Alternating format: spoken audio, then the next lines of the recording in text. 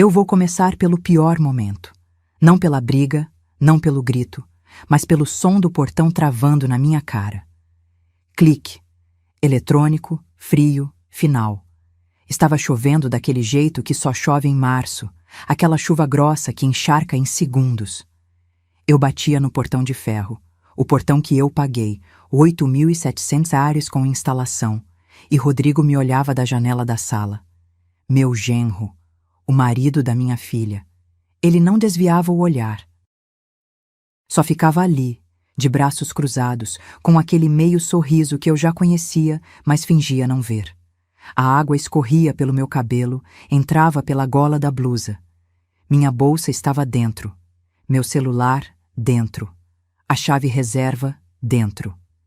Eu estava ali, na calçada, com a roupa do corpo e uma humilhação tão grande que nem cabia no peito. Rodrigo, abre essa porra! Eu gritei e a voz saiu rachada, molhada de chuva e de raiva.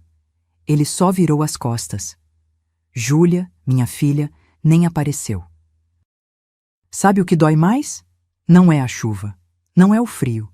É perceber que você criou, amou, deu tudo, e a pessoa escolhe ficar do lado de quem te humilha. A briga tinha sido por causa de dinheiro. Eu sei, eu sei. Todo mundo diz, não se mete em dinheiro de casal. Mas quando o casal te deve 45.000 reais e você vê eles trocando de carro, comprando TV nova, viajando pra praia, você fica quieta? Eu perguntei. Na frente dos meus netos. Talvez tenha sido erro. Mas mentira não foi. E o Rodrigo explodiu. A senhora não manda mais nada aqui, Vera. Essa casa é nossa agora. Eu gelei, porque tecnicamente ele tinha razão. 3 anos atrás, eu coloquei a casa no nome da Júlia. Meu contador disse que era planejamento tributário, que eu economizaria imposto, que era seguro porque era minha filha. E eu confiei. Confiei que sangue do meu sangue nunca ia me botar para fora da casa que eu construí tijolo por tijolo. Mas ali, encharcada, com o portão trancado e o Rodrigo me olhando como se eu fosse um cachorro de rua, eu entendi. Eu não tinha mais casa. Tinha uma filha que escolheu um homem. E tinha uma porta fechada. Minha garganta apertou daquele jeito, sabe? Quando o choro vem, mas você segura porque se começar não para mais. Minhas mãos tremiam, de frio, de raiva, de medo. 62 anos e eu estava ali feito criança perdida. Foi quando vi a cortina do número 47 se mexer. A casa do Mário. Mário era o vizinho que eu só cumprimentava. 3 anos morando na mesma rua, e nossa conversa mais longa tinha sido sobre a coleta de lixo. Homem sério, sempre sozinho, cabelo grisalho bem penteado, educado, mas distante. A janela dele abriu. Dona Vera? A voz dele era baixa, cuidadosa. A senhora tá bem? Eu não respondi. Por que não? Eu não estava bem. Estava destruída. Entra pela lateral da minha casa. Tem uma passagem. Ninguém precisa saber. Eu olhei para ele. Olhei para o portão. Olhei para a janela onde o Rodrigo tinha estado. E aceitei. Porque quando você perde a dignidade, qualquer mão estendida parece salvação. Eu não sabia, ainda, que algumas mãos a gente não devia segurar. Se você já sentiu que sua própria família te virou as costas, se inscreve no canal. Essa história vai longe e você precisa ver até onde a traição pode chegar. Entrei pela casa do Mário pingando água no piso dele. Ele trouxe uma toalha, um cobertor, falou baixo, respeitoso. A casa era limpa, organizada demais. Mas tinha algo estranho. Na parede da sala, pregadas com alfinetes, tinha plantas. Não plantas de vaso, plantas de terreno, mapas, fotos aéreas do bairro todo, pastas empilhadas na estante com etiquetas. E numa delas eu li o nome. Família Santos, meu sobrenome. Mas o que mais me arrepiou foi quando ele disse, servindo chá quente, com aquele tom paternal. Às vezes a gente precisa repensar, né, dona Vera? Quem realmente merece nosso patrimônio. Como ele sabia que eu tinha patrimônio? Segurei a xícara de chá com as 2 mãos. Ainda tremia, mas agora não era só de frio. Mário estava sentado na poltrona em frente, pernas cruzadas, aquela calma de quem tem o controle da situação. Ele usava uma camisa social bege, bem passada, e tinha uma aliança de ouro no dedo. Aliança de viúvo, eu achava. Nunca vi mulher nem filho ali. O chá é de camomila, ele disse. Acalma. Eu bebi, porque meu corpo estava pedindo qualquer coisa quente, qualquer coisa que parasse aquele tremor nas pernas. Obrigada, murmurei. A voz saiu fraca. Eu odiava estar fraca. Ele sorriu. Não era um sorriso largo, era pequeno, quase triste. Eu sei como é, Dona Vera. Família. Às vezes a gente acha que sangue é garantia, mas não é. Levantei os olhos. Ele estava me estudando, não com maldade, com interesse, como quem avalia. O senhor trabalha com o quê? Perguntei, tentando parecer casual. Mas meu olhar já tinha voltado para as plantas na parede. Aquilo não era hobby, era trabalho. Ah, eu era corretor de imóveis, aposentado agora. Mas sabe como é? A gente nunca deixa de acompanhar o mercado. Ele apontou para os mapas com orgulho. Conheço cada casa dessa região, cada histórico de venda, cada família. Cada família. Engoli seco. O chá desceu quente demais, queimou a garganta. É um hobby interessante, falei, forçando um sorriso. Não é hobby, é conhecimento. Ele se levantou, foi até a estante. Pegou uma das pastas. A pasta. Família Santos. Meu estômago revirou. Ele não abriu. Só segurou, passou a mão na capa como quem acaricia algo valioso. A senhora mora sozinha naquela casa há quanto tempo? 15 anos, desde que meu marido morreu. E colocou no nome da filha há 3 anos? Eu gelei. Como ele sabia disso? Vi minha mão tremer de novo. Coloquei a xícara na mesinha porque ia derrubar. Como o senhor sabe disso? A voz saiu mais dura do que eu queria. Ele levantou as mãos, gesto de paz. Calma, Dona Vera. Eu trabalho com imóveis faz 40 anos. A gente fica sabendo das transferências, dos registros. É público, não é espionagem. Ele deu uma risada curta. É que eu gosto de entender o bairro, as dinâmicas, quem cuida, quem abandona, quem se aproveita. Ele falou, se aproveita, olhando direto nos meus olhos, e continuou. Seu genro, o Rodrigo, ele trabalha com imóveis também, não trabalha? Meu sangue congelou. Trabalha, mas como o senhor sabe? Eu conheci ele, numa imobiliária uns 6 meses atrás, rapaz esperto, ambicioso. Pausa. Talvez ambicioso demais. Ele colocou a pasta de volta na estante. Devagar. Como quem planta uma bomba e se afasta. Meus pensamentos dispararam. 6 meses atrás. A briga de hoje não foi explosão. Foi pretexto. O senhor conversou com ele? Conversei sobre mercado, oportunidades. Ele voltou para a poltrona. Mas não vim aqui para falar mal de ninguém, Dona Vera. Vim oferecer ajuda. Ajuda? Eu perdi minha família por causa de herança. A voz dele ficou mais baixa, mais pesada. Meus filhos brigaram. Eu fiquei sozinho. Ninguém ganhou nada. Só advogado. Ele me olhou com uma intensidade estranha. Por isso eu sei, a senhora precisa proteger o que é seu, antes que vire guerra. Ele se inclinou para frente. Eu posso mediar, conversar com eles, organizar a situação, tenho experiência com conflitos familiares. Eu deveria ter levantado e saído, mas eu estava cansada, molhada, humilhada, e ele parecia saber exatamente o que dizer. Amanhã eu volto para casa, falei, a voz mais firme. Tenho chave reserva com a Dona Lúcia. Ótimo. Mas pensa no que eu disse. Às vezes um terceiro, alguém neutro, consegue acalmar os ânimos. Ele pegou uma carteira de couro da mesinha de canto. Tirou um cartão. Mário Andrade, Lima Cresci, 12.487 SP, consultoria imobiliária e patrimonial. O cartão era real, profissional, tinha até site. Se precisar, é só ligar. Peguei o cartão. As pontas dos meus dedos ainda estavam geladas. Quando saí daquela casa, a chuva tinha parado. A rua cheirava a terra molhada e asfalto quente. Atravessei devagar, olhei para o portão da minha casa, ainda trancado. Mas agora, além de raiva, eu sentia outra coisa. Medo. Porque Mário sabia demais. E Rodrigo? Rodrigo tinha conversado com ele 6 meses atrás. 6 meses antes de me trancar na chuva. Isso não foi acaso. E se aquele portão fechado fosse só o começo de um plano que já estava rodando faz tempo? No dia seguinte, acordei com o corpo doendo. Não era só a chuva. Era aquela dor de quem dormiu mal, de quem passou a noite revirando pensamentos. Fui até a casa da dona Lúcia às 7 da manhã.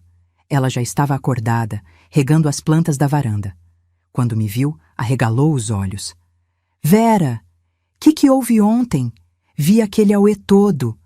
Depois eu conto, Lúcia. Só vim pegar a chave reserva. Ela entrou, voltou com a chave no chaveirinho de crochê que ela mesma tinha feito. Me entregou com aquele olhar de quem quer perguntar, mas não vai. Se precisar de alguma coisa, obrigada. Voltei para casa com o coração batendo descompassado. Coloquei a chave na fechadura. Girei, entrei. A casa estava em silêncio. Júlia e Rodrigo tinham saído. Provavelmente levaram as crianças para a escola. A sala estava do jeito que eu deixei antes da briga.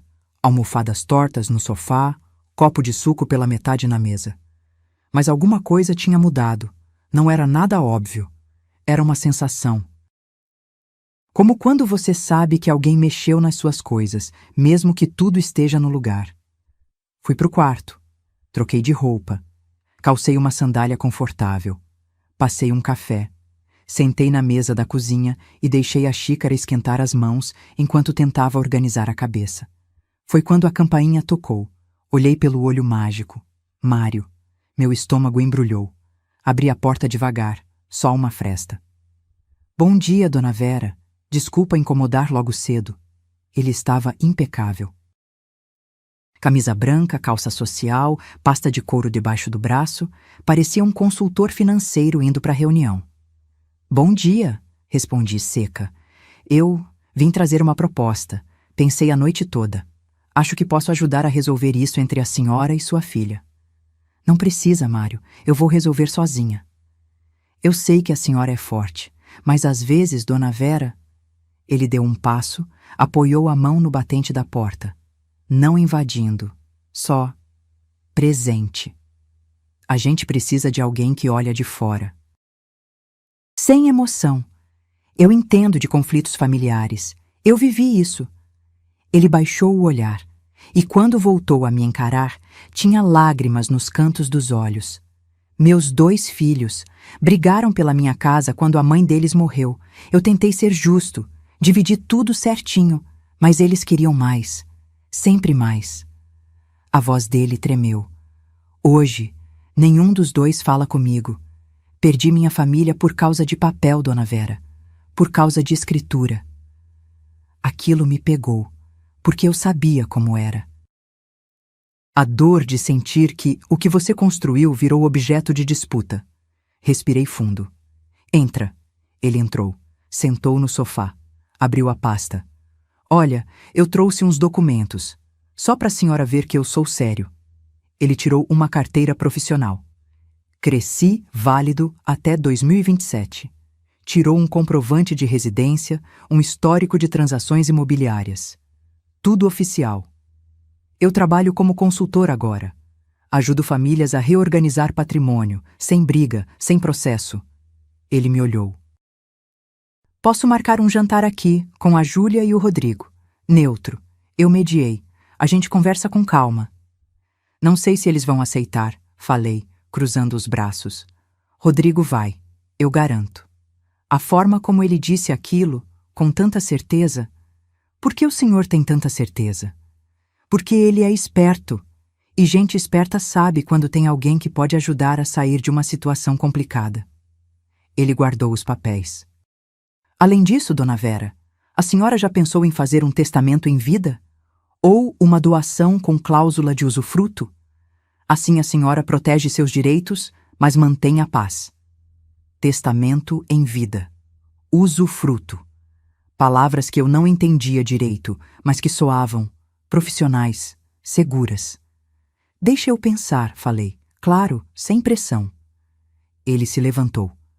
Mas se a senhora topar o jantar, eu organizo tudo. Trago até uma garrafa de vinho.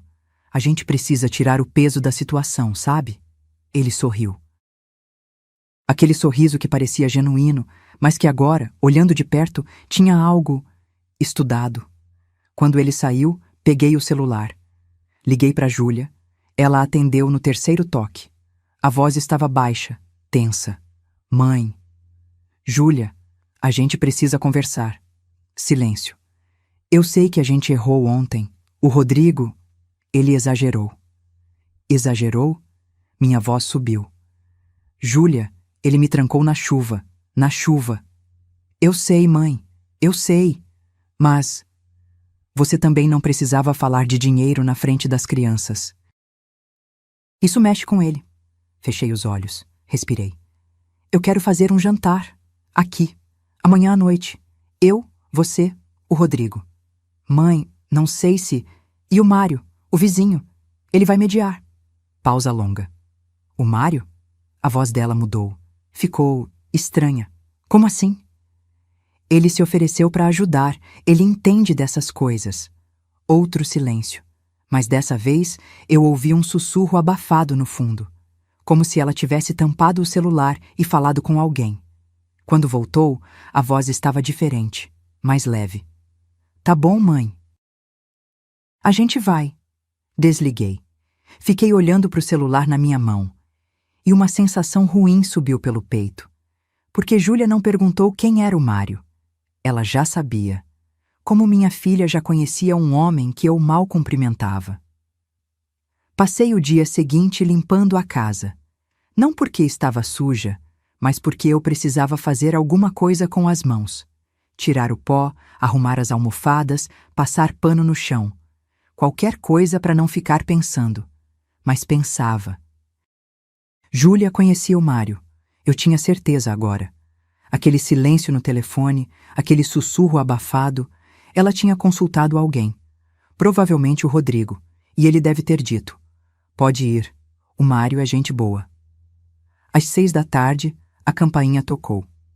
Mário, pontual. Terno cinza, uma garrafa de vinho na mão, sorriso educado. Boa noite, dona Vera. Trouxe um Malbec, presente de um cliente antigo. Achei que combinava com a ocasião. Eu olhei para a garrafa. Rótulo bonito, papel importado. Devia custar uns 180, 200. Não precisava, falei, pegando a garrafa. Precisava sim. A gente está construindo pontes hoje. Ele entrou, olhou em volta como se avaliasse a casa. Não com desrespeito, com aquele olhar técnico de corretor. Teto, parede, piso, calculando o valor. Casa boa, bem localizada, deve valer uns $520 mil hoje. Fácil. Não respondi. Fui para a cozinha, coloquei a garrafa na geladeira. Meia hora depois, Júlia e Rodrigo chegaram. Júlia me abraçou, rápido, mecânico, como quem cumpre protocolo. Rodrigo estendeu a mão. Boa noite, sogra. Apertei. A mão dele estava quente, firme.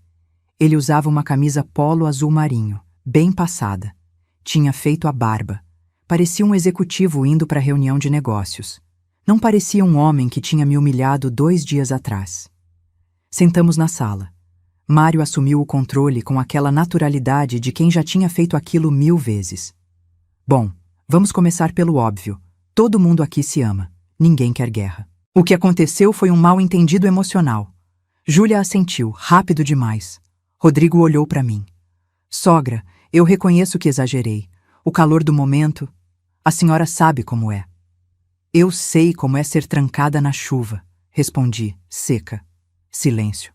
Mário interveio, voz calma. E é exatamente por isso que estamos aqui, para evitar que emoções virem ações que a gente se arrepende. Ele olhou para o Rodrigo.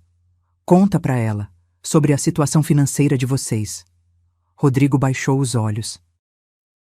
Passou a mão no cabelo. A gente tá apertado, sogra. O negócio de locação não decolou. A gente investiu 95 mil em reforma de imóveis para alugar, mas a inadimplência tá comendo tudo. Temos 3 inquilinos que não pagam faz meses. Júlia completou, voz baixa. A gente tá devendo 18 mil reais no cartão, e o colégio das crianças subiu, tá 2.400 reais por mês, cada. Eu senti o peito apertar. Não era por dó, era por raiva. Porque eles deviam 45 mil para mim. E nunca mencionaram que estavam quebrados. E o carro novo? Perguntei. Rodrigo suspirou. Foi financiado. A gente precisava dar uma imagem melhor para os clientes. Corretor que anda de carro velho não passa credibilidade. Imagem. Credibilidade. Enquanto eu levei 6 meses para comprar uma geladeira. Mário se inclinou para frente, olhando para mim. Dona Vera, o que eu vou sugerir agora é pouco ortodoxo, mas funciona. Ele fez uma pausa.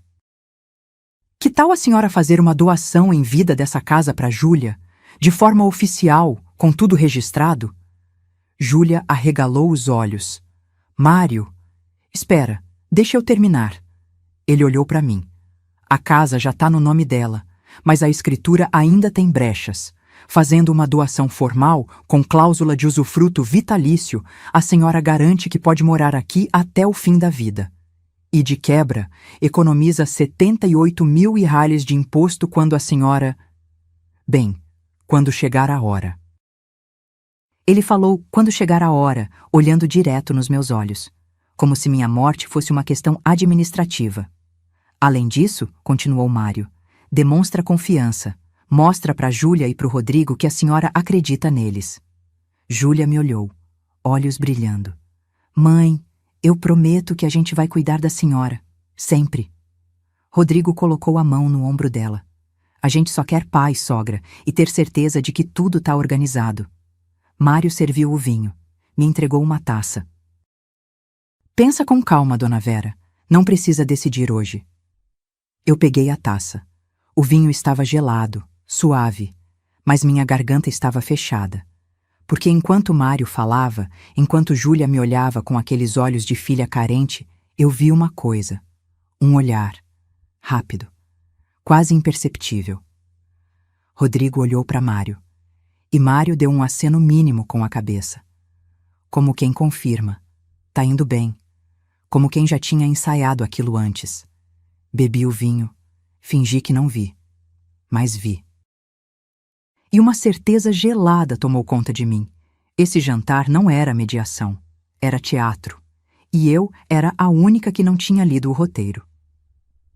3 dias depois, Mário apareceu de novo. Dessa vez com companhia. Eram 10 da manhã. Eu estava tomando café, ainda de roupão, cabelo preso num coque bagunçado. A campainha tocou e quando abri a porta, levei um susto. Mário. E ao lado dele, uma mulher. Alta, uns 40 e poucos anos, tailleur cinza impecável, pasta executiva, salto fino, cabelo liso preso num rabo de cavalo baixo, brinco discreto. Maquiagem leve, mas profissional. Ela sorriu. Bom dia, a senhora é a dona Vera?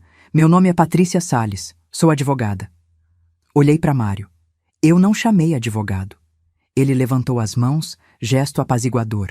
Eu sei, dona Vera, mas depois do jantar eu pensei, se a senhora vai realmente fazer a doação com usufruto, precisa estar tudo certinho. Documentação impecável, e a Patrícia é especialista nisso. É amiga minha de anos. Pensei em facilitar para a senhora. Patrícia estendeu um cartão. Doutora Patrícia Salles, OAB, SP, 189.473. Direito de Família e Sucessões, AV, Paulista, 1578, 9º andar. Peguei o cartão. Era real. Pesado. Papel de qualidade. Posso entrar? Não vai demorar. Só queria explicar os trâmites. Hesitei, mas eles já estavam ali. E eu estava cansada de brigar. Entra. Sentamos na mesa da cozinha. Patrícia abriu a pasta, tirou documentos impressos. Tudo organizado, com post-its coloridos marcando onde eu deveria assinar. Olha, dona Vera, o processo é simples. A senhora faz uma escritura pública de doação com reserva de usufruto vitalício. Isso significa: a casa passa oficialmente para o nome da sua filha, mas a senhora tem direito de morar aqui, receber aluguéis se alugar, vender se quiser, tudo. Até a morte. Ela falava rápido, segura, conhecia cada vírgula. E a vantagem fiscal é brutal. Se a senhora morrer sem fazer isso, sua filha vai pagar ITCMD, que hoje está em 4% sobre o valor do imóvel. Numa casa de 520 mil reais dá uns 20.800 reais.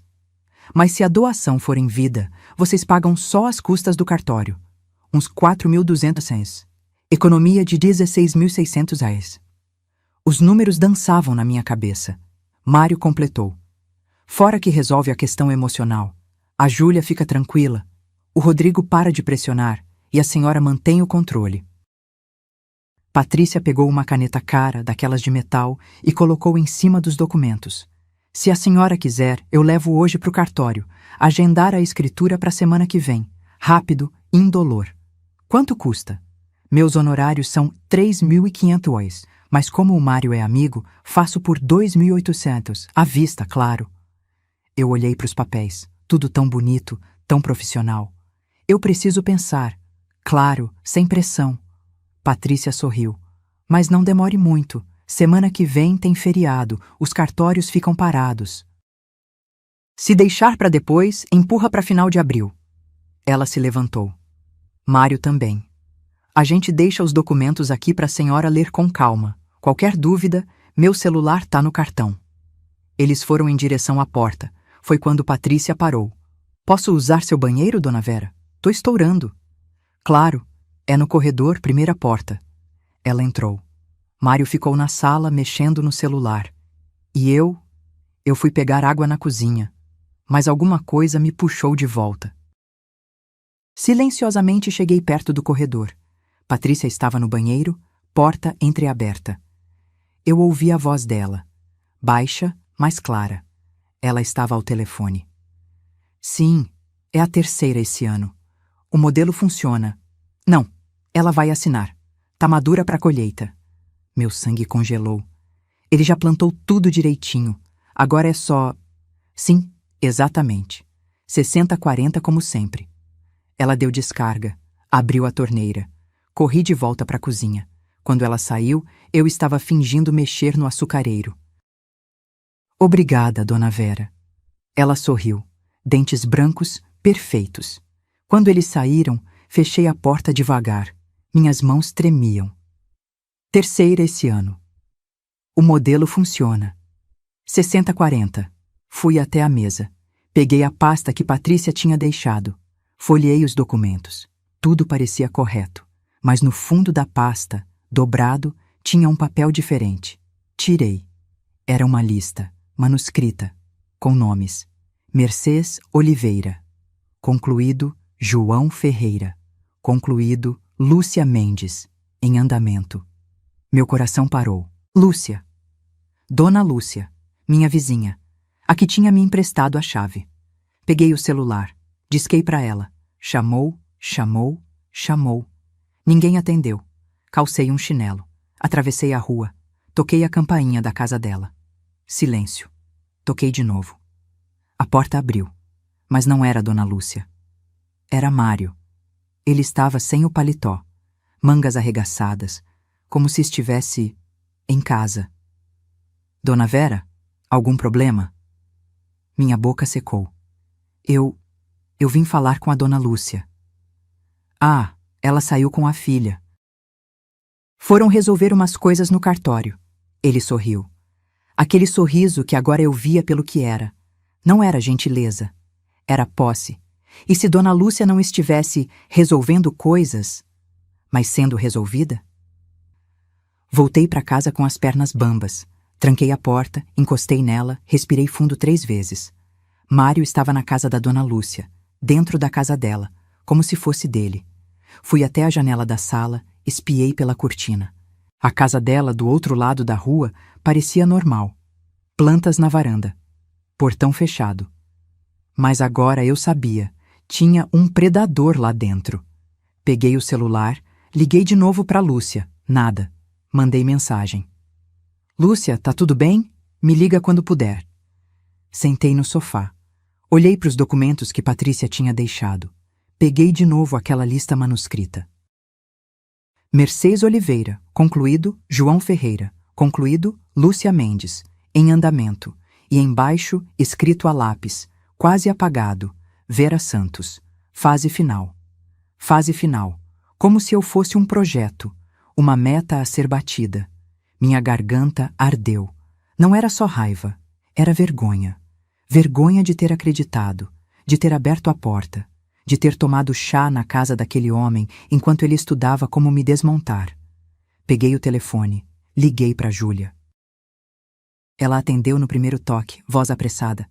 Mãe, não posso falar agora. Tô no salão. Júlia, eu preciso.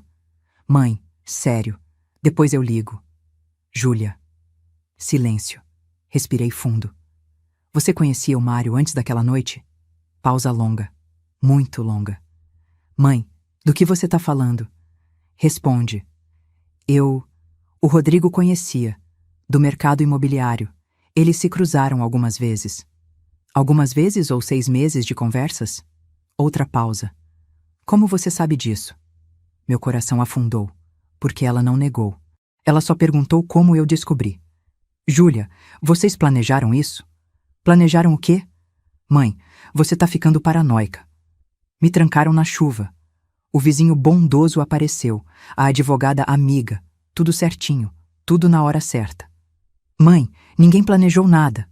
Você tá inventando coisa. Mas a voz dela estava diferente, aguda, nervosa. Júlia, olha pra mim. Eu sou sua mãe. Eu te dei essa casa porque confiei. E agora, vocês estão me empurrando para assinar uma doação. Porque é o certo. Mãe, a gente tá tentando proteger você, organizar as coisas antes que vire bagunça. Proteger eu ou proteger vocês? Ela desligou na minha cara. Fiquei olhando pro celular, mão tremendo. Não liguei de volta, porque eu já sabia a resposta. Na semana seguinte, assinei a doação. Não porque quis, mas porque estava exausta, exausta de brigar, de desconfiar, de me sentir louca. Patrícia marcou tudo, cartório às 14h. Ela, eu, Júlia e Rodrigo. Mário não foi. Para não constranger, ele disse. Sentei na frente do tabelião, um homem de uns 50 anos, barriga saliente, óculos de grau grosso. Ele leu a escritura em voz monótona. Doação com cláusula de usufruto vitalício em favor da doadora, Vera Cristina Santos, permanecendo a mesma com direito de habitação, uso e fruição do imóvel até seu falecimento. Júlia segurou minha mão. Obrigada, mãe. Isso significa muito. Rodrigo sorriu. Aquele sorriso que agora eu via como máscara. Assinei. 3 vias, reconhecidas em cartório. Saímos. Patrícia me abraçou. Pronto, dona Vera. Agora tá tudo protegido. A senhora fez a coisa certa. Paguei os 2.800 dela, em dinheiro. Notas que eu tinha guardado numa lata no armário. Quando voltei para casa, sozinha, Júlia tinha compromisso. Sentei na sala. Olhei em volta. Era minha casa, mas já não parecia. E aí, Sikona? 2 semanas depois, as coisas começaram a mudar. Pequenas coisas, sutis. Rodrigo apareceu com um arquiteto.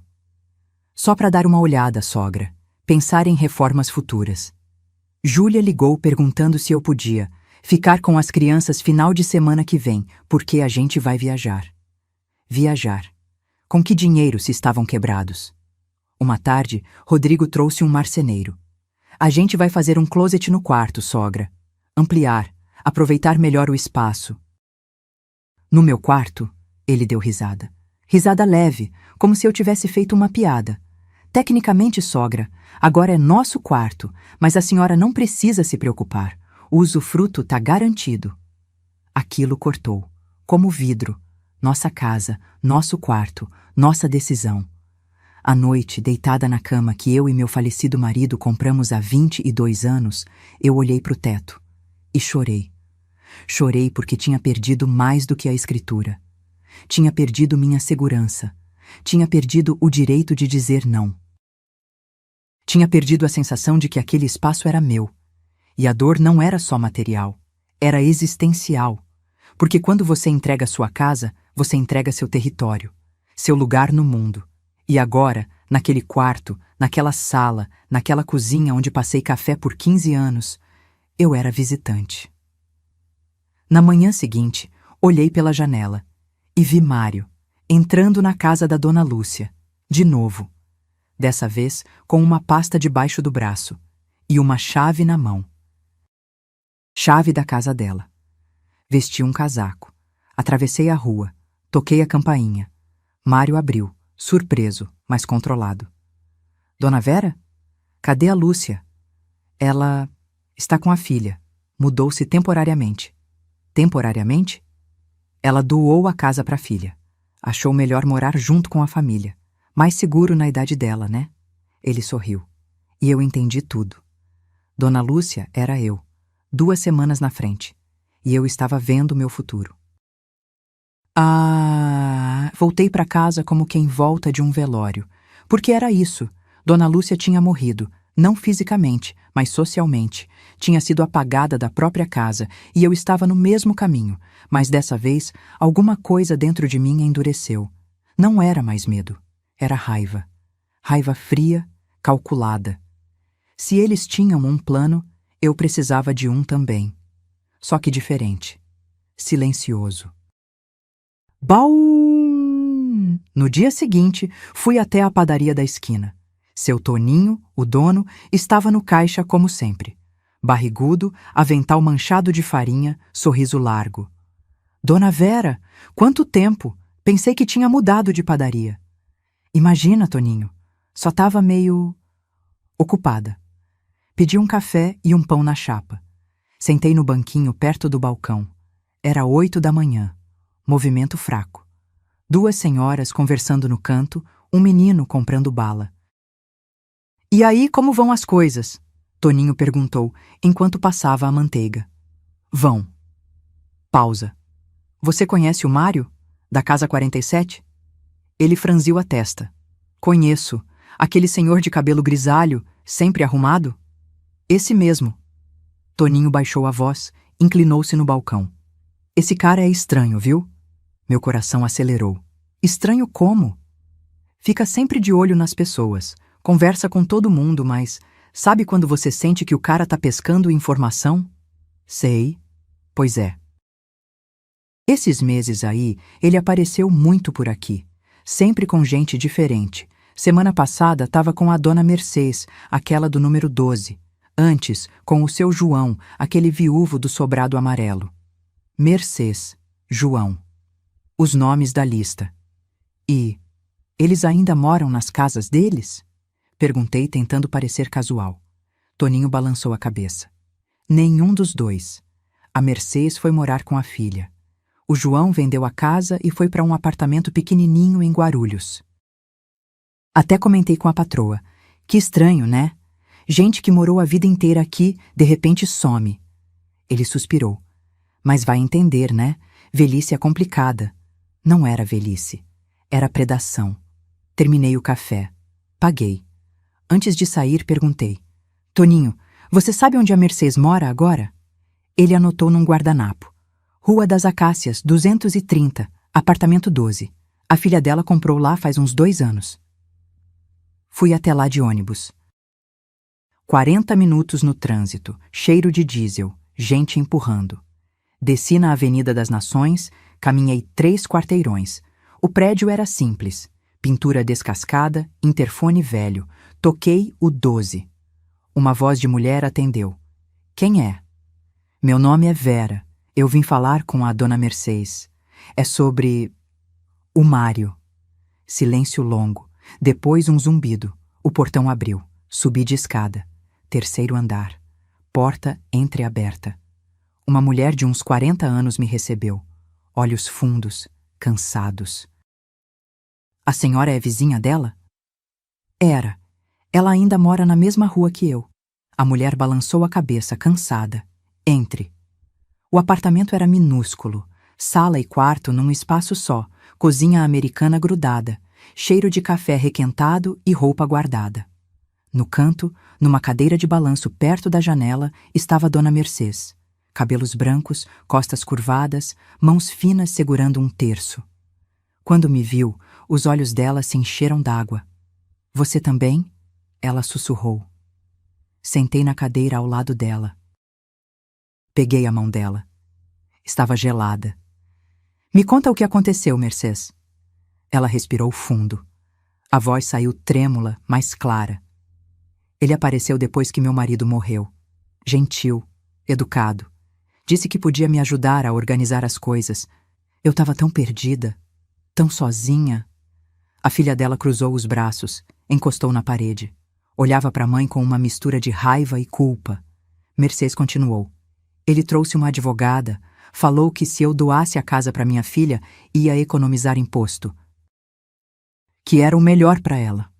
E você doou. Doei. Ela limpou os olhos. 2 meses depois, minha filha disse que ia vender a casa, que precisava do dinheiro. Eu falei, mas eu moro lá. Ela disse, mãe, agora é meu. Você pode vir morar comigo. A filha baixou os olhos, envergonhada. Eu não queria, mas a gente estava com dívida, mãe. E o Rodrigo, ele disse que... Parei de respirar. Rodrigo? A filha engoliu seco. O marido da Júlia, ele é corretor. Foi ele que vendeu a casa da minha mãe. Disse que tinha comprador. 480 mil. Ele levou comissão de 28 mil. Meu estômago revirou. Rodrigo, meu genro. Ele não só estava no esquema, ele estava lucrando com ele. Olhei para Mercês. E agora? Ela apontou para o quartinho nos fundos. Não tinha porta, só uma cortina. Durmo ali, 9 metros quadrados. Quando saio, minha filha pergunta para onde vou. Quando volto, ela confere as compras. Sua voz quebrou. Eu não tenho mais casa, não tenho mais vida, só tenho... isso. Ela chorou. E eu segurei a mão dela e senti algo que nunca tinha sentido antes. Uma fúria tão grande que não cabia no corpo. Desci do prédio com as pernas firmes. Peguei o celular. Abri a agenda. Procurei um nome que não ligava faz anos. Dr. Raul Mendonça, advogado, amigo do meu falecido marido. Homem sério, correto. Liguei. Ele atendeu na segunda chamada. Vera? Que surpresa! Raul, eu preciso de ajuda e preciso que você confie em mim, sem perguntar muito. Pausa. Tô ouvindo. Você ainda trabalha com direito de família? Trabalho? E com fraudes? Silêncio mais longo. Vera, você tá em perigo? Não, ainda não. Mas várias pessoas estão. E eu vou parar isso. Me encontra amanhã no escritório, 10 da manhã. Obrigada, Raul. Desliguei. Olhei para o prédio de Mercês, depois para a rua, para o ônibus passando, para as pessoas andando, vida normal. Mas embaixo, escondido, tinha uma máquina triturando gente, e eu ia desmontar ela, peça por peça. Porque se eles me estudaram por meses, agora era minha vez de estudar eles. Cheguei no escritório do Dr. Raul às 10 em ponto. Ficava num prédio comercial antigo na Avenida Brigadeiro, 3º andar, porta de vidro fosco com o nome dele em letras douradas desbotadas, cheiro de papel velho e café coado. Raul me recebeu com um abraço apertado. Ele tinha engordado desde a última vez, barriga mais saliente, cabelo mais ralo. Mas os olhos continuavam os mesmos, atentos, desconfiados de mentira. Senta, Vera, conta tudo. Contei. Desde o portão trancado na chuva até a visita na casa de Mercês. Cada detalhe, cada nome, cada documento. Ele anotava num bloco amarelo, sem interromper. Quando terminei, ele ficou em silêncio por uns 10 segundos. Depois, assobiou baixo. Isso é associação criminosa, Vera. Estelionato qualificado. Se provado, dá de 2 a 8 anos para cada um. Eu preciso de provas. Você tem? Tenho nomes. Tenho a lista que a advogada deixou cair. Tenho o testemunho da Mercês. Raul balançou a cabeça. Não basta. Precisa de algo concreto. Documentos que liguem todos eles. Conversas gravadas. Algo irrefutável. Como eu consigo isso? Ele me olhou por cima dos óculos. Entrando no jogo deles. 2 dias depois, às 7 da noite, voltei à casa do Mário. Com uma desculpa. Toquei a campainha. Ele abriu, surpreso, mas sorridente como sempre. Dona Vera, que surpresa boa! Oi, Mário, desculpa incomodar essa hora. É que eu esqueci uma xícara aqui naquele dia da chuva, lembra? Mentira deslavada, mas ele engoliu. Ah, claro, entra, vou procurar. Ele foi para a cozinha. Eu fiquei na sala, coração disparado, mãos suadas. A pasta de couro ainda estava na estante. Ao lado, aquele mapa na parede com os pins coloridos. Verde, concluído. Amarelo, em andamento. Vermelho, potencial. Minha casa tinha um pin amarelo. A de Dona Lúcia, verde. Mercês, verde. Mais 6 casas marcadas em vermelho. 6 alvos futuros. Olhei em volta. Mário ainda estava na cozinha, mexendo em gavetas. Tirei o celular do bolso. Um aparelho vagabundo que tinha comprado numa loja de usados por 150, sem chip, só para isso. Fotografei o mapa. Depois me aproximei da estante. A pasta Família Santos estava ali. Abri. Primeira página.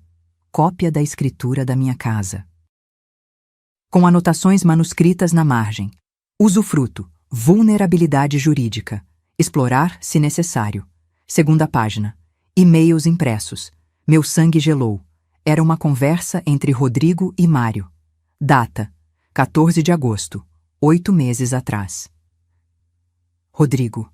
Mário, falei com a Júlia. Ela tá dentro. A velha confia nela cegamente. Usa isso. Mário. Perfeito. Vou fazer o approach gradual. Primeiro, ganho a confiança. Depois, planto a ideia da doação. A Patrícia entra só no final.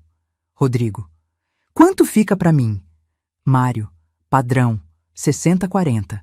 Você fica com 40% da comissão da venda futura. Se a casa valer 520k, dá uns 80k para você. Rodrigo. Fechado. Vou criar o ambiente. Eu tremia tanto que quase deixei cair o celular. Fotografei tudo. Virei a página. Mais e-mails. Agora entre Mário e Patrícia. E Patrícia. O tabelião do 3º cartório já está alinhado. Ele não questiona nada, facilita o registro. Mário. Ótimo. Quantos fechamos esse ano? Patrícia. 6. Mais essa da Vera, 7. Rendimento líquido até agora, 347 mil. 347 mil reais. 6 famílias destruídas. E a minha seria a 7ª. Fotografei tudo, página por página. Mãos tremendo. Ouvi passos. Mário voltando. Fechei a pasta, voltei para o meio da sala, enfiei o celular no bolso. Ele apareceu com uma xícara branca na mão. Achei! Tava na pia ainda. Peguei a xícara. Forcei um sorriso. Obrigada, Mário. Desculpa o incômodo. Imagina. Aliás, como tá indo com a Júlia? Melhorou? Melhorou. Menti. A doação ajudou. Obrigada pela indicação da Patrícia. Ele sorriu. Aquele sorriso de quem acabou de fechar negócio. Fico feliz, Dona Vera. A senhora fez a coisa certa. Saí daquela casa com a xícara na mão e um arsenal de provas no bolso. No dia seguinte, voltei ao escritório do Raul. Mostrei as fotos. Ele leu em silêncio. Quando terminou, tirou os óculos e esfregou os olhos. Isso aqui é ouro, Vera. Mas tem um problema. Qual? Você entrou na casa dele sem autorização. Tecnicamente, isso pode ser considerado invasão de privacidade. Um advogado esperto pode anular essas provas. Meu estômago afundou. Então não serve? Eu não disse isso. Ele se inclinou. Serve. Mas não como prova direta. Serve como mapa. Agora a gente sabe o esquema. Sabe quem está envolvido e sabe o ponto fraco deles. Qual? Arrogância. Eles acham que são intocáveis e gente arrogante comete erros. Ele pegou uma caneta, começou a rabiscar num papel. Você vai criar uma armadilha. Vai oferecer algo que eles não vão resistir. E quando morderem a isca, a gente grava tudo. Ele sorriu. Exatamente. Passei a noite montando o plano. Raul me ajudou. A isca tinha que ser perfeita, realista, irresistível.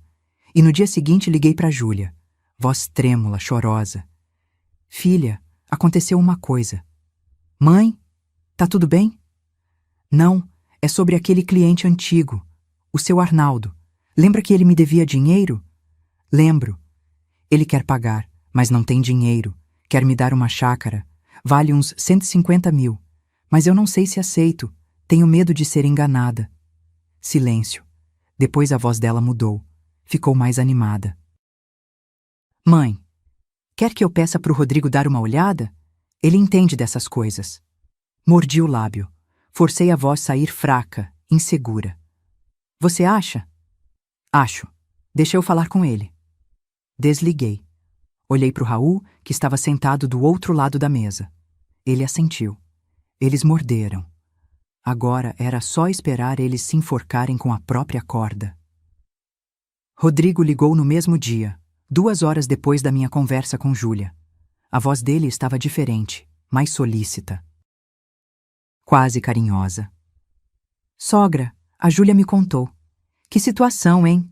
Mas fica tranquila, eu vou te ajudar a resolver isso. Você acha que vale a pena aceitar a chácara? Depende. Onde fica? Qual o tamanho? Respirei fundo. Era agora. Fica em Ibiúna.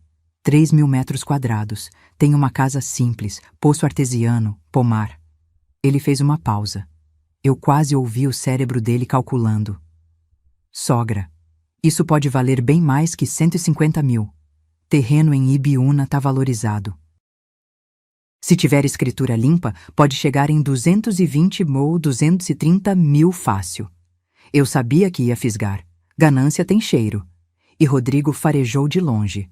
Mas eu tenho medo de assinar errado, de ser passada para trás. Por isso eu tô aqui. Vou levar o Mário também. Ele entende de documentação rural. A gente marca uma reunião, vê tudo direitinho e se estiver ok, a gente fecha. Você acha mesmo que o Mário pode ajudar? Sogra, ele é o melhor. Confia em mim. Confia em mim. As mesmas palavras que ele usou quando me convenceu a assinar a doação. Tá bom, mas eu quero levar meu contador também, para me dar segurança. Claro, quanto mais gente técnica, melhor. Desliguei. Olhei para o Raul, que tinha ouvido tudo pelo viva voz. Ele sorriu. Ele nem desconfiou. E agora? Agora a gente monta o cenário. Raul preparou tudo. Contraiu um amigo dele, o André, dono de um escritório de contabilidade. Homem sério, 50 e poucos anos, gravata sempre torta, óculos de aro grosso, ele topou fazer o papel de contador. Mas o André não era só contador. Ele tinha um gravador digital profissional, daqueles minúsculos que cabem num botão de camisa. Isso aqui grava até sussurro a 3 metros de distância, André explicou, mostrando o aparelho. E tem autonomia de 6 horas. Raul também preparou a isca perfeita. Uma escritura falsa da chácara. Não completamente falsa. Era baseada num terreno real que existia em Ibiúna. Mas a escritura tinha propositalmente erros jurídicos óbvios, data inconsistente, assinatura de um tabelião que não existia mais, IPTU atrasado. Qualquer advogado sério pegaria esses erros em 5 minutos, Raul explicou. Mas eles não vão pegar, porque não vão querer. Vão fingir que tá tudo certo para te empurrar para assinar. E aí? Aí eles se entregam, porque vão mentir conscientemente e vão tentar aplicar o mesmo golpe de novo. Marquei a reunião para quinta-feira, 3 da tarde, na minha casa. Avisei Rodrigo. Ele confirmou na hora. Sogra, vou levar o Mário e a doutora Patrícia também. Ela pode dar o aval jurídico. Patrícia. Claro que ela viria. Passei a quarta-feira limpando a casa, não porque precisava, mas porque eu precisava fazer alguma coisa com as mãos, senão ia enlouquecer. Meu estômago estava embrulhado, não conseguia comer. O café descia amargo. Liguei para Raul de madrugada. E se eles desconfiarem? Não vão. E se não falarem nada comprometedor? Vão falar, gente arrogante sempre fala. Raul, eu tô com medo. Silêncio do outro lado. Depois, a voz dele firme. Vera, você tá fazendo a coisa certa. Não só por você, por todas as pessoas que eles destruíram. Você é corajosa. Não esquece disso. Desliguei, deitei, olhei pro teto. E pela primeira vez em semanas, dormi. Quinta-feira. 3 da tarde. A campainha tocou. Abri a porta. Rodrigo, Mário, Patrícia. Os 3 sorridentes, arrumados, profissionais. Rodrigo me abraçou. Oi, sogra. Trouxe os especialistas. Mário estendeu a mão. Dona Vera, vamos resolver isso hoje. Patrícia sorriu. Aquele sorriso de quem já fechou o negócio antes de entrar. 10 minutos depois, André chegou. Apresentei. Esse é o André, meu contador. Ele vai me ajudar a entender os números. Rodrigo e Mário trocaram um olhar rápido. Mas apertaram a mão dele, educados. Sentamos na mesa da sala. Coloquei a escritura falsa no centro. Mário pegou primeiro. Leu. Passou para Patrícia. Ela fingiu ler com atenção. Mas eu vi. Os olhos dela passaram rápido demais pelas cláusulas. Ela não estava checando. Estava fingindo checar. Parece tudo ok, ela disse, devolvendo o papel. Raul tinha razão. Ela viu os erros e ignorou. André se inclinou, pegou a escritura, passou o dedo pelas linhas, franzindo a testa.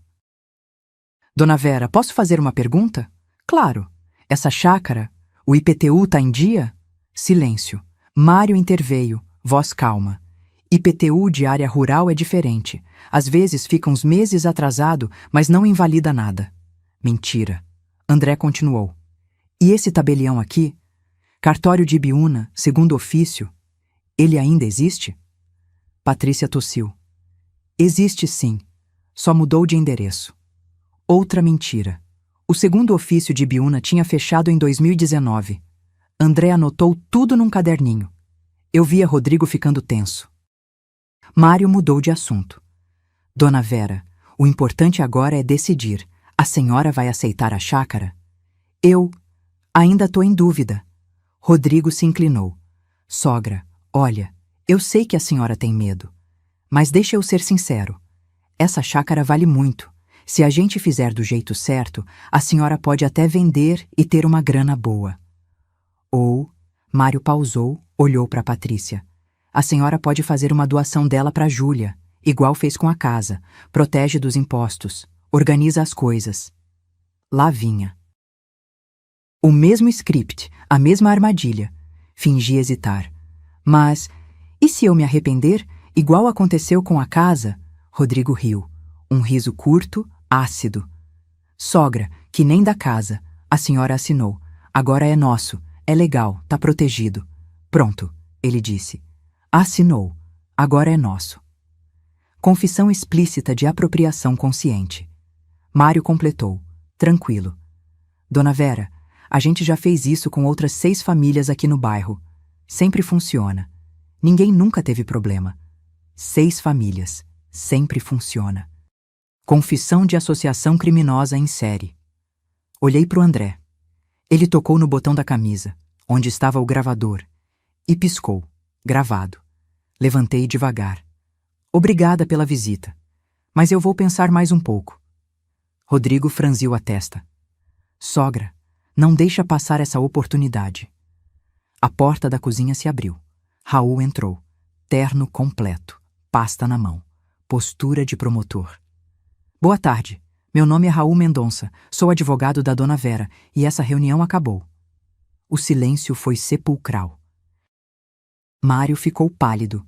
Patrícia se levantou, tentando manter a compostura. Que tá acontecendo? Raul colocou a pasta na mesa. Abriu. Tirou as fotos que eu tinha feito na casa do Mário. Associação criminosa, estelionato qualificado, apropriação indébita de idosos vulneráveis. Ele olhou para cada um. E agora, confissão gravada. André tirou o gravador do bolso, colocou na mesa, apertou play. A voz de Rodrigo ecoou na sala. A senhora assinou. Agora é nosso. E a de Mário. Já fizemos isso com outras 6 famílias. Rodrigo ficou branco. Patrícia tentou sair. Raul bloqueou a porta. Eu já notifiquei a OAB sobre você, doutora Patrícia, e a Polícia Civil. Tem uma viatura a caminho. Ela sentou de novo, as mãos tremendo. Mário me olhou, e pela primeira vez não tinha mais sorriso, só tinha medo, porque o predador tinha virado presa. Rodrigo foi o primeiro a tentar sair. Levantou rápido, derrubando a cadeira. Deu 2 passos em direção à porta. Raul não se mexeu, só disse, voz baixa e firme. Se você sair agora, eu registro o boletim de ocorrência em 1 hora. E aí você responde em flagrante. Senta. Rodrigo parou, olhou para Mário, depois para Patrícia. Ninguém tinha resposta. Ele sentou. Eu estava de pé, encostada na parede da sala, coração disparado, mãos suadas, mas firme, porque agora, finalmente, eu tinha o controle. Raul caminhou até a mesa, devagar. Pegou o gravador. Segurou como quem segura uma arma. Vocês têm 2 opções. Primeira, eu entrego isso para a polícia agora, junto com as fotos, os e-mails, os nomes das vítimas. Processo criminal, cadeia, perda de registro profissional. Ele olhou para Patrícia. No seu caso, doutora, cassação definitiva da OAB. Patrícia fechou os olhos. Respiração pesada. Raul continuou. Segunda opção. Vocês confessam tudo. Aqui. Agora. Com detalhes. E assinam um termo de reversão de todas as doações fraudulentas. Devolvem cada centavo, cada casa e saem do bairro, para sempre. Mário foi o primeiro a falar, voz rouca, cansada. E se a gente fizer isso, você não entrega para a polícia? Depende. Se vocês cumprirem tudo, eu guardo isso aqui como garantia. Se descumprirem... Raul levantou o gravador. Eu entrego. Silêncio longo. Rodrigo olhou para mim. Pela primeira vez tinha vergonha nos olhos dele. Sogra. Não me chama de sogra. Minha voz saiu dura, cortante. Você perdeu esse direito quando me trancou na chuva. Ele baixou a cabeça. André puxou uma cadeira, sentou, abriu o notebook. Vou registrar tudo. Nome completo, CPF, endereço e cada vítima, cada valor, cada transação. Patrícia foi a primeira a quebrar. Talvez porque tinha mais a perder. Advogada, OAB, reputação. Eu entrei nisso faz 2 anos. A voz saía trêmula. O Mário me procurou. Disse que era consultoria patrimonial. Famílias que precisavam reorganizar bens. Eu achei que era legítimo. Raul arqueou a sobrancelha. Você achou? Ela engoliu seco. No começo, sim, mas depois eu percebi. Os idosos sempre doavam tudo, sempre perdiam o controle, e os filhos sempre vendiam. E você continuou. Continuou porque ganhava bem. Ela olhou para as próprias mãos. 15 mil reais por caso, às vezes mais. André anotava tudo. Raul olhou para Mário. Sua vez. Mário estava encostado na cadeira, braços cruzados, mas a postura dele tinha mudado. Não era mais o senhor gentil e educado. Era um homem cansado, derrotado. Eu perdi minha família de verdade, ele disse, voz baixa. Meus filhos brigaram pela herança. Me deixaram sozinho, e eu fiquei com raiva. Raiva de gente que tinha família e desperdiçava. Então você decidiu destruir famílias de propósito. Não era pergunta, era constatação. Ele não respondeu. Raul insistiu. Quantas? Silêncio. Quantas, Mário? 11. A voz saiu baixa, mas clara. 11 famílias, em 3 anos. 11. Meu estômago revirou. E quanto você ganhou? Mário olhou para mim, direto nos olhos. 620 mil reais. Eu precisei sentar. As pernas bambearam. 620 mil reais. Suor. sangue, lágrimas de 11 famílias. André continuou digitando. Raul pegou uma folha, colocou na frente de Mário. Escreve os nomes, todos, endereços, valores. Mário pegou a caneta, começou a escrever, e foi aí que Rodrigo explodiu. Porra, Mário, era para ser discreto, você prometeu que ninguém ia descobrir. Mário nem olhou para ele. Você me procurou, Rodrigo, lembra? Você me procurou dizendo que queria uma grana rápida. Eu só ofereci o método. Rodrigo ficou vermelho. Eu não sabia que era crime. Você disse que era só consultoria. Mentira. Minha voz cortou o ar. Você sabia. Você sempre soube. Peguei meu celular. Abri a pasta de fotos. Mostrei a ele. O e-mail. Aquele e-mail de 8 meses atrás. A velha confia nela cegamente. Usa isso. Rodrigo leu. E desabou. Colocou as mãos no rosto. Começou a chorar. Não era arrependimento. Era desespero de quem foi pego. Olhei para ele e senti nada. Nem raiva, nem pena. Só vazio. Porque aquele homem que chorava ali não era meu genro. Era um estranho que eu tinha deixado entrar na minha vida. Raul colocou outra folha na frente dele. Quanto você ganhou? Rodrigo fungou. Limpou o rosto com a manga da camisa. 112 mil. Ao longo de 1 ano e meio. E sua esposa? A Júlia? Ela sabia? Silêncio. Eu segurei a respiração. Por favor, não. Por favor que não. Rodrigo olhou para mim. Olhos vermelhos. Ela sabia que eu estava ganhando comissões, mas não sabia de onde vinha. Mentira. Mário soltou, sem olhar para cima enquanto escrevia. Ela sabia. Mandou até uma mensagem para você dizendo: se minha mãe chorar, eu faço ela assinar. Meu mundo parou. Que mensagem? Mário pegou o próprio celular, desbloqueou. Procurou, entregou para mim. Print de conversa de WhatsApp, entre Rodrigo e Júlia. Data: 3 dias antes da briga na chuva. Júlia: você tem certeza que isso vai dar certo? Rodrigo: tenho. O Mário já fez várias vezes. É só pressionar ela no momento certo. Júlia: e se ela não quiser assinar? Rodrigo: aí você chora. Fala que a gente tá desesperado. Sua mãe não resiste se você chorar. Júlia: eu não sei se consigo. Rodrigo: Júlia, 80 mil reais. A gente sai da dívida e sobra. Pensa nas crianças. Júlia: tá bom. Se ela chorar, eu faço ela assinar. Minha visão embaçou. Li de novo. E de novo. Se ela chorar, eu faço ela assinar. Minha filha, meu sangue, a criança que eu embalei, que eu protegi, que eu amei mais do que a mim mesma. Tinha planejado me quebrar. Senti algo quente escorrendo pelo rosto. Lágrima. Mas não de tristeza. De luto. Porque naquele momento, a Júlia que eu conhecia morreu. E no lugar dela, tinha uma estranha. Raul se aproximou. Colocou a mão no meu ombro. Vera, você quer parar? Limpei o rosto com as costas da mão. Não. Continua.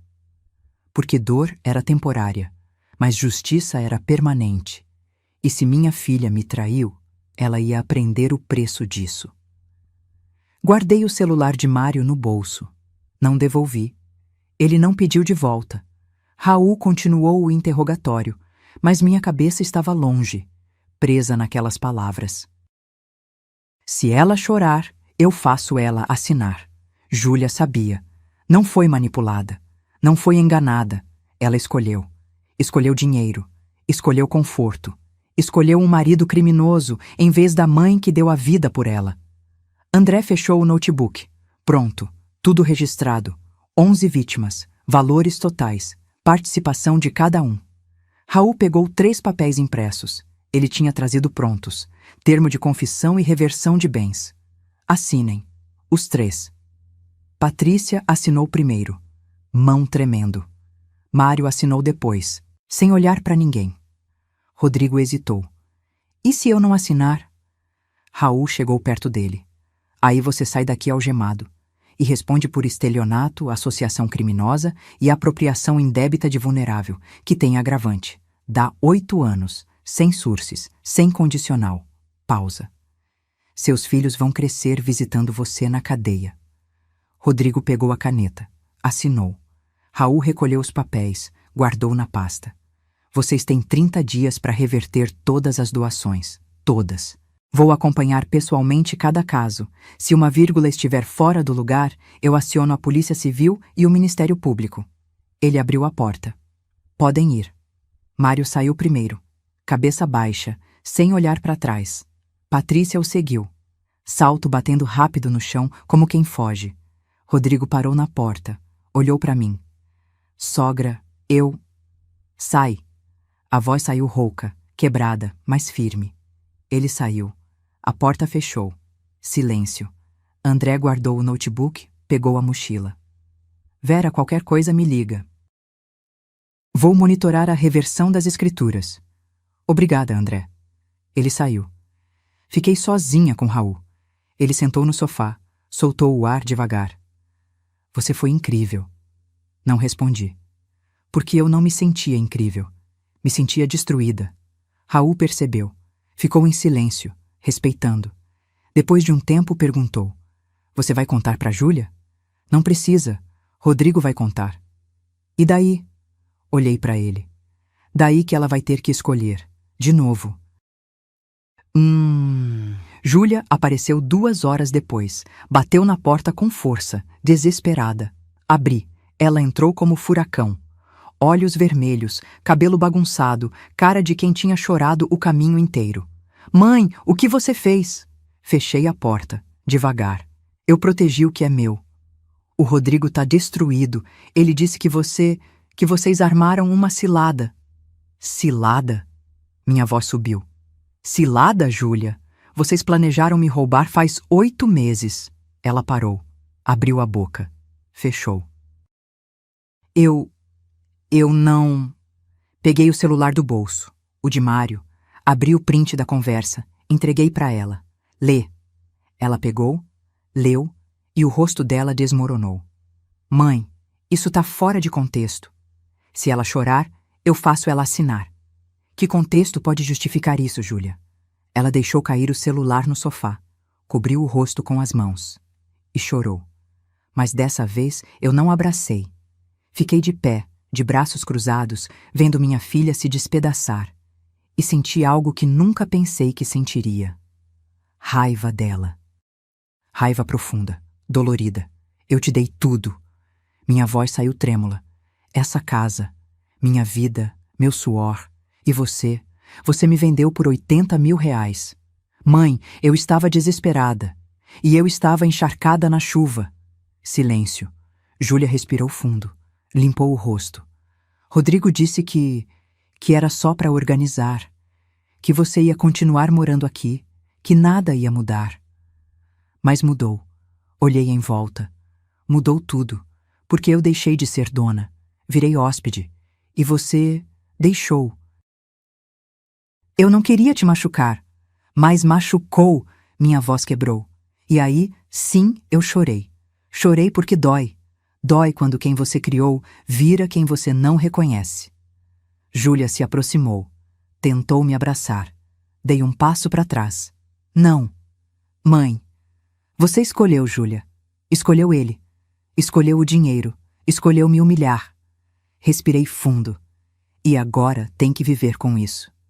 Ela caiu de joelhos. Literalmente. Mãos no chão, soluçando. Eu sinto muito. Eu sinto tanto. Mas arrependimento não apaga crime. Não devolve dignidade. Não reconstrói confiança. Fiquei olhando para ela.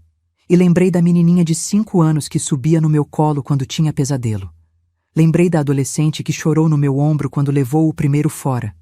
Lembrei da noiva que me abraçou no dia do casamento e disse: Obrigada por tudo, mãe. E lembrei da mulher que escreveu: Se ela chorar, eu faço ela assinar. Não eram a mesma pessoa. Ou sempre foram, e eu nunca quis ver. Abaixei. Fiquei na altura dela. Júlia, escuta bem o que eu vou falar. Ela me olhou, rosto inchado, nariz vermelho. Eu vou recuperar minha casa, vou anular a doação, e você vai sair daqui. Mãe, não. Você é minha filha, sempre vai ser. Eu não consigo deixar de te amar. Minha voz tremeu. Mas eu não confio mais em você. Ela soluçou mais alto. E confiança, filha, não se reconstrói com desculpa. Se reconstrói com tempo, com ação, com mudança. Me levantei. Agora sai. Eu preciso ficar sozinha. Júlia se levantou cambaleando. Foi até a porta. Parou. Olhou para trás. E o Rodrigo? O Rodrigo é problema seu, não meu. Ela hesitou. Depois sussurrou. Eu tô grávida, mãe. Meu coração parou. De 2 meses. Ela saiu. A porta fechou e eu desabei. Porque ela sabia exatamente onde me acertar.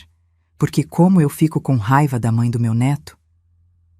Passei a noite em claro, sentada na cozinha tomando chá frio, olhando para a parede. Júlia estava grávida. Mais um neto. Mais um pedaço de mim no mundo. Mas também mais um pedaço dela. Dela e do Rodrigo. O casal que tinha me vendido. Peguei o telefone. Liguei para Raul. 3 da manhã. Ele atendeu no segundo toque. Voz alerta. Vera, tá tudo bem? Júlia tá grávida. Silêncio. Raul, eu não sei o que fazer. Ele respirou fundo. Você faz o que sempre fez. Protege você primeiro. Depois, se sobrar espaço, você protege ela.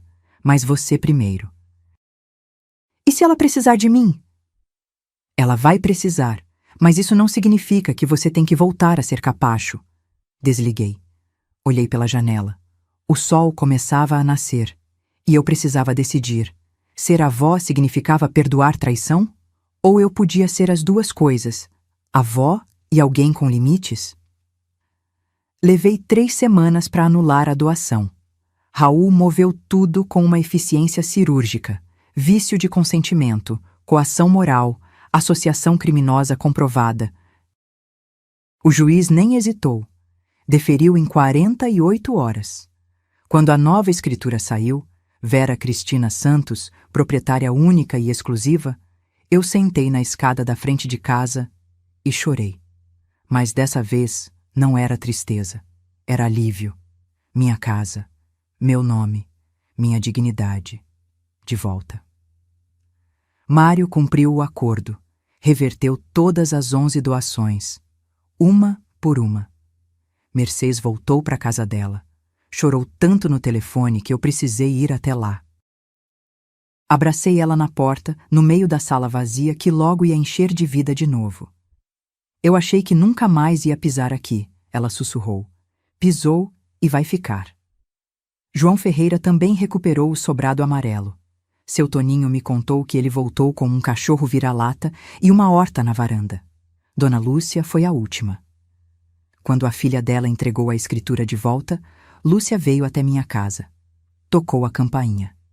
Quando abri, ela me abraçou sem falar nada. Só chorou. E eu chorei com ela. Porque a gente tinha sobrevivido. Rodrigo e Patrícia responderam processo, não criminal, porque cumpriram o acordo, mas civil. Patrícia perdeu a carteira da OAB, suspensão de 5 anos, multa de 80 mil baires. Rodrigo perdeu o registro no Cresce. E a reputação. Ninguém mais quis fazer negócio com ele. Ele tentou vender consórcio, plano de saúde, seguro. Nada deu certo. E 6 meses depois, Júlia me ligou, voz baixa, cansada. Mãe, eu me separei. Não senti vitória, senti peso. Como você tá? Destruída. Ela fungou. Mas foi a coisa certa. Eu não conseguia mais olhar para ele. Silêncio. E o bebê? Tá bem. Nasceu mês passado. Um menino. Meu coração apertou. Como ele se chama? Miguel. Respirei fundo. Júlia, você pode vir aqui. Com o Miguel. Sério, sério, mas tem condições. Silêncio tenso. Você vai fazer terapia. As duas, juntas e separadas. Eu vou. Você vai trabalhar. Não importa no quê. Mas você vai ter sua grana, sua independência. Eu vou. E você nunca, Nunca vai me pedir para colocar nada no seu nome de novo. Pausa longa. Eu prometo, mãe. Promessa não basta, Júlia. Eu preciso ver ação. Eu sei. Desliguei. E pela primeira vez em meses, respirei sem peso no peito. Júlia voltou. Não para morar comigo, mas para reconstruir. Alugou um apartamento pequeno perto daqui. 2 quartos, aluguel de R$ 1.200. Conseguiu emprego numa papelaria. Salário baixo, mas digno. Começou terapia, toda terça e quinta. E aos poucos, devagar, a gente foi tentando. Eu conheci o Miguel numa tarde de sábado. Júlia trouxe ele embrulhado numa manta azul clara. Cabelo escuro, olhos puxados, bochecha gorda de recém-nascido. Peguei ele no colo e senti algo que eu achei que tinha perdido: esperança. Porque Miguel não tinha culpa. Ele não pediu para nascer numa família quebrada. E ele merecia ter uma avó que amava, mas que também se respeitava. Mário sumiu. Vendeu a casa e saiu do bairro. Ninguém sabe para onde foi. Eu não procurei saber. Gente como ele sempre encontra outro lugar para plantar veneno. Mas pelo menos aqui, no nosso bairro, ele não volta mais. Hoje, 2 anos depois, eu acordo de manhã, faço meu café e sento na varanda. Olho para as casas da rua. Dona Lúcia acena da janela dela. A gente toma café junto toda quinta. Mercê está plantando rosas no jardim. Semana passada ela me deu mudas. João passa com o cachorro, levanta a mão para mim. Sempre educado. E eu? Eu moro sozinha, mas não solitária. Tenho minha casa, meu nome na porta, minha senha na fechadura digital que eu mesma instalei. Júlia vem 2 vezes por semana. Traz o Miguel. A gente conversa. Às vezes dá certo, às vezes não. Mas a diferença é que agora tem limite. Eu amo minha filha. Mas não a custo de mim mesma. Na semana passada, eu e Dona Lúcia fizemos uma palestra na Associação de Bairro. Tema: como idosos podem se proteger de golpes patrimoniais. 60 pessoas apareceram. No final, 3 senhoras vieram falar comigo, chorando. Minha filha tá me pressionando para assinar uma doação. Meu genro disse que é para economizar imposto. Eu não sei o que fazer. Segurei a mão de cada uma. E disse: não assina nada sem advogado de confiança. Nada. Nem que seja sua filha, nem que seja seu filho. Patrimônio não é prova de amor. Uma delas me abraçou. Obrigada. Eu estava me sentindo louca, egoísta. Você não é egoísta. Você é dona da sua vida. Hoje de manhã, Júlia me ligou. Mãe, o Miguel falou a primeira palavra. O quê? Vovó. Eu sorri, mas não chorei, porque chorar era o que a Vera antiga fazia. A Vera que se apequenava, que se anulava. A nova Vera? Ela sorri, ama, protege, mas também impõe limites e não tem vergonha disso. Hoje, quando olho pela janela e vejo meu portão, aquele portão que um dia me trancou do lado de fora, eu penso: eu não queria que isso tivesse acontecido. Não queria ter descoberto que minha filha era capaz de me trair.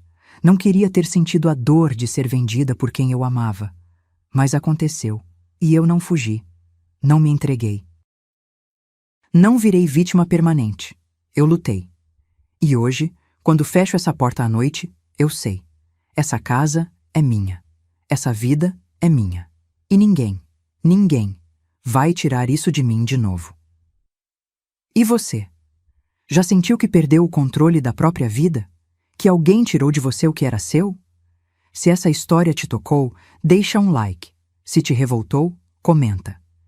E se você conhece alguém que precisa ouvir isso, compartilha. Porque justiça não cai do céu. A gente constrói. Ah, e me conta, de onde você está assistindo?